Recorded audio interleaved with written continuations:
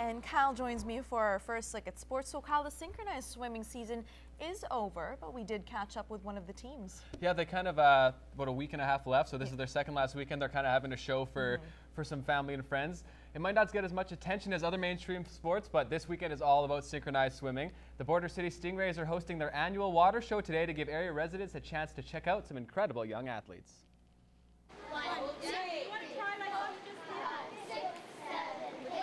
There's a lot to like about synchronized swimming. Being with your friends and the swimming, I just like swimming. Just meeting new people, swimming with my friends, going competition. Despite being a graceful sport, it takes a lot of strength and agility. Most people think it's an easy sport, but they're also athletic. They have to be upside down, they have to hold their breath, they have to be on time, and to be strong and powerful. We do yoga, dry land, and we just practice all the time. Okay, let's go. Big toe point, push through your knee, and hold. The synchro season is almost over. This is the second last weekend of the year, so that means it's time for the annual Border City Stingrays Water Show. It's a chance for the grandmas, grandpas, aunts, uncles, friends to come watch their routines because we never compete at home. Our pool is not legal size to compete in, so it's their chance to come and watch them with their full attire. It takes about an hour to goop your hair and to get it dry, and then with makeup as well, so an hour.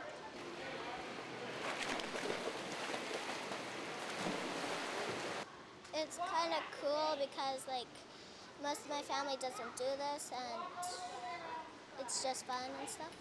All the swimmers involved with the Stingrays participate in the show. We have 9 routines, and we have duets, 1 solo, and several teams.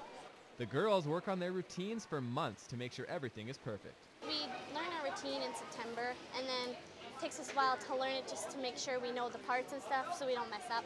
And for those that are new to the sport, Sunday is their synchro debut. The first year pre-comp girls, this is their first and only show this year. So for them it's a little nerve-wracking but also exciting. It's the first time they get to swim to their music and have their hair done, get their makeup done, so it's exciting. Next weekend, the Stingrays are off to Regina for the final competition of the year. The CDMFA season is close to the end, and the Lloydminster Red Dogs are still undefeated.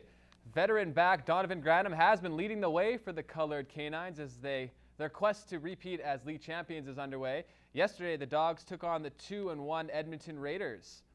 Lloydminster improves to 4-0 on the year with an impressive 36-14 win. Donovan Granum, as usual, hit the score sheet with a pair of rushing touchdowns. Andrew Kalfas also chipped in a pair of rushing TDs. Kirk Hand threw a 35-yard touchdown to Zach Desenchnik late in the game to seal it.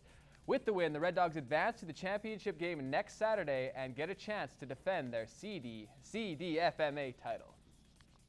A little riddle for you. If you combine dirt, water, and several obstacle courses, what do you have? Well, for a few hundred, you have a Saturday of getting down and dirty. This weekend was the inaugural Muck Run. Naramanisa has more.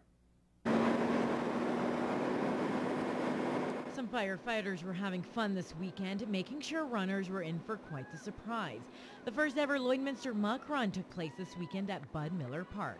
I didn't expect the conditions to be this muddy. I don't know why, but it was a little tougher to run in the mud than expected, but lots of water, lots of mud, lots of fun. Craig Blythe completed the race decked out in a crisp white captain's uniform. So why'd you go with the captain's outfit? I wanted to see if I could stay clean, but I failed. While the race was dirty and fun, it was also very grueling. 300 runners laced up and tackled 9 obstacle courses. They range from, simple things to, the Dark Construction had an 8-foot climbing wall that was challenging, and Cooper Concrete also had an A-frame that was very tough. It was in a slough, and so people were getting wet and muddy. As for the organizers, they say they're happy with the outcome. Demand was high for people to take part. If the feedback is good, we'll probably double it next year. Our obstacles will be better and bigger, and hopefully it just gains momentum and keeps going. Also on tap for next year could be the addition of a junior muck run for those under 18. It's so important to bring stuff like this to our community. Lloyd's big enough to have events like this. We should have more events like this. Naramanisa, Newcap Sports. Well, the Xtreme had another game on the schedule this afternoon. 3 games into the RMLL season, and the team from Lloydminster, Kid Scotty, is 2-0-1. The Xtreme picked up a win against Sherwood Park yesterday, and welcome the Lakeland Heat to Kit Scotty today. Xtreme leading 3-1 in the first. Ty Kobsar goes around the defender, puts a few moves on and finds mesh. It's 4-1. Shortly after, the Xtreme take a shot. It misses the net, bounces all the way into their zone. Jess Robinson misplays it, and it's in the net. 4-2. Then more from the Heat. They let it go from the slot, and it's 4-3. The Xtreme, though, get that one back. Kobsar again gets it going. He takes it to the net, puts it in. It's 5-3. Kit Scotty Lloydminster pushes the lead to 3. Taylor Ashelm behind the net. He tries the tricky play, and it works. 6-3. Quinn Moon gets the feed in front and then buries it. 7-3 for the Xtreme. Late in the game, Xtreme up 8-7. Ashelm again. He goes around the perimeter and wires it home. 9-7, and that's the final. Kit Scotty Lloydminster stays unbeaten on the year and moves to 3-0-1.